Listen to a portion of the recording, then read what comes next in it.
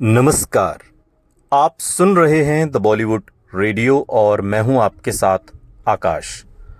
दोस्तों, आज के इस पॉडकास्ट में किस्सा राजेश खन्ना और दिलीप कुमार साहब का। राजेश खन्ना और दिलीप कुमार दोनों ही बॉलीवुड के बड़े नाम हैं। देश के पहले सुपरस्टार राजेश खन्ना हमेशा दिलीप कुमार को फॉलो किया करते थे, उनकी एक्टिंग का अनुसरण करते थे और किस तरीके से पर्दे पर रोमांस की एक छवि जो दिलीप साहब ने पेश की थी, कहीं ना कहीं उसके बाद आने वाले सारे सितारों ने उस दौर के बाद दिलीप साहब को ही फॉलो किया और राजेश खन्ना भी उन्हीं में से एक थे। राजेश खन्ना दिलीप कुमार को एक्टिंग का स्कूल कहा करते थे। दोनों एक दूसरे के काफी करीब भी थे। दिलीप कुमार की पत्नी सायरा बानो राजेश खन्ना के साथ कभी उन्होंने काम नहीं किया और उन्होंने खुद इसके पीछे की एक बार वजह एक इंटरव्यू में बताई थी। आपको बता दें कि राजेश खन्ना और सायरा बानो दोनों ने ही लगभग एक ही समय में बॉलीवुड में एंट्री की थी और एक ही इंडस्ट्री में होने की वजह से दोनों के बीच खूब बनती भी थी। सायरा बानो एक इंटरव्यू में बताती हैं कि उन्हें राजेश खन्ना के साथ काम न कर पाने का हमेशा मलाल रहा। सायरा वो कहती हैं कि किस्मत ने 2 बार उन्हें मौका भी दिया, लेकिन दोनों ही बार राजेश खन्ना संग काम करने का सपना ही रह गया। सायरा बानो बताती हैं कि सबसे पहले छोटी बहू के लिए राजेश खन्ना के अपोजिट उन्हें साइन किया गया था, लेकिन ऐन वक्त पर तबीयत खराब होने की वजह से उन्हें लंदन जाना पड़ा, जिससे वो फिल्म शर्मिला टैगोर के हाथ में चली गई और इस तरीके से छोटी बहू में काम करने का जो ख्वाब था वो अधूरा रह गया। हालांकि कुछ सालों के बाद एक और फिल्म में उन्हें राजेश खन्ना के साथ साइन किया गया, लेकिन किस्मत ने इस बार ये मौका भी उनके हाथ से छीन लिया। इस बार भी वो बीमार पड़ गई और जब ठीक होकर लौटी तो फिल्म में राजेश खन्ना की जगह धर्मेंद्र की एंट्री हो चुकी थी। सायरा बानो ने बताया कि इन दोनों फिल्मों के चले जाने के बाद कभी भी राजेश खन्ना के साथ उन्हें रोल ऑफर ही नहीं हुआ।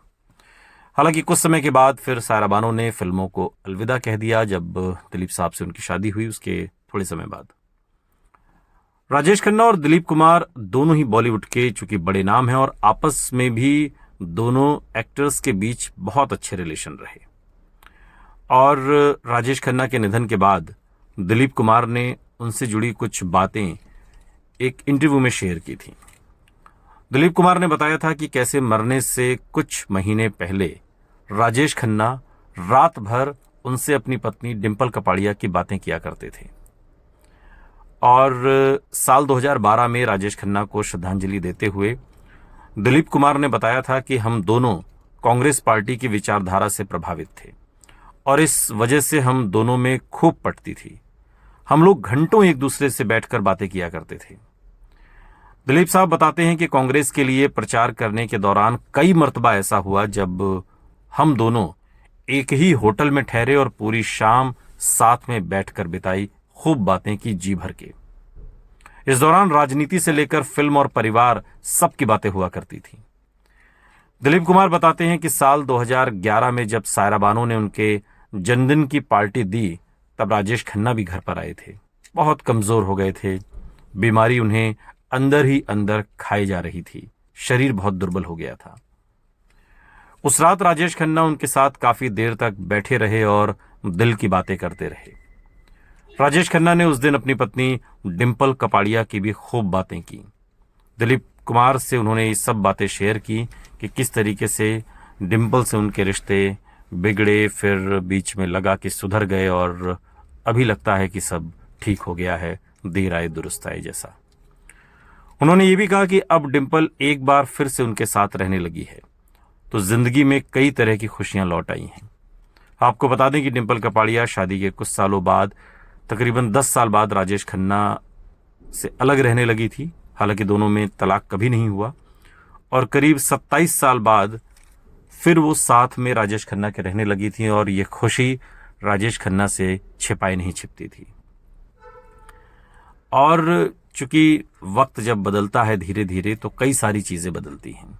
एक जमाने में रोमांस के सबसे बड़े स्टार हुआ करते थे दिलीप कुमार, फिर राजेश खन्ना, शाहरुख खान का भी दौर आया। शाहरुख खान के डेब्यू करने से बहुत पहले राजेश खन्ना को बॉलीवुड में रोमांस का बादशाह कहा जाता था। 2012 में निधन हो चुके इस स्टार को फिल्म इंडस्ट्री ने पहले सुपरस्टार के खिताब से नवाजा। रोमांटिक नायकों की विरासत को दर्शाते हुए राजेश खन्ना ने एक बार अपने विचार साझा किए थे कि उन्हें हमेशा कैसे याद किया जाएगा। एक इंटरव्यू में राजेश खन्ना ने कहा था कि जब आप पीछे मुड़कर देखते हैं तो यह स्पष्ट होता है कि रोमांटिक नायक वे हैं जिन्हें आज याद किया जाता है और हमेशा याद किया जाएगा। 30 के दशक में पीसी बरुआ और केएल सहगल हुआ करते थे। उसके बाद हमारे पास अशोक कुमार साहब और दिलीप कुमार साहब थे। फिर कुछ हद तक देवानंद थे और 60 के दशक तक मेरी बारी थी। दिलीप कुमार जैसे विभिन्न प्रकार के रोमांटिक नायक हुए जिनकी छवि एक त्रासदीपूर्ण और एक रोमांटिक नायक की थी। ये तमाम बातें राजेश खन्ना ने एक इंटरव्यू में कही थी। राजेश खन्ना ने रोमांटिक हीरो के बारे में बात करते हुए और कहा कि वो अमर होते हैं। उन्होंने कहा कि लेकिन मेरे जैसे कुछ भाग्यशाली लोग भी रहे हैं। रोमांस में ऐसी व्यक्तिगत छवि बनाना बहुत मुश्किल है। अगर मैं कर पाया तो ये सिर्फ इसलिए क्योंकि संगीत, रोमांस और बाकी सब चीजों ने मेरी मदद की। जब भी कोई रोमांटिक हीरो स्क्रीन पर बना है तो वो यूं समझिए कि अमर हो गया है। और अपने 48 साल के करियर में राजेश खन्ना ने कई रोमांटिक फिल्में दी। आराधना, डोली, बंधन, इत्तेफाक, दो रास्ते, खामोशी, सफर, द ट्रेन, कटी पतंग, सच्चा झूठा, आन मिलो सजना, महबूब की मेहंदी, छोटी बहू, तमाम फिल्में, एक लंबी फेहरिस्त है। कैंसर से लड़ाई के बाद जुलाई 2012 में 69 साल की उम्र में राजेश खन्ना का निधन हुआ। महान अभिनेता को आखिरी बार फिल्म रियासत में देखा गया था जो 2014 में उनके मरणोपरांत रिलीज हुई।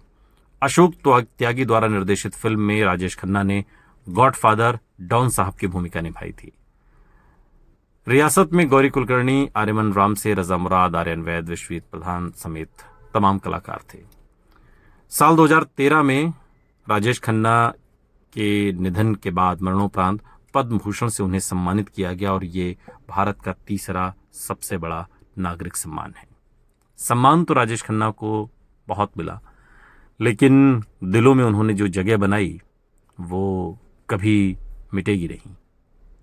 सुनते रहिए द बॉलीवुड रेडियो, सुनता है सारा इंडिया।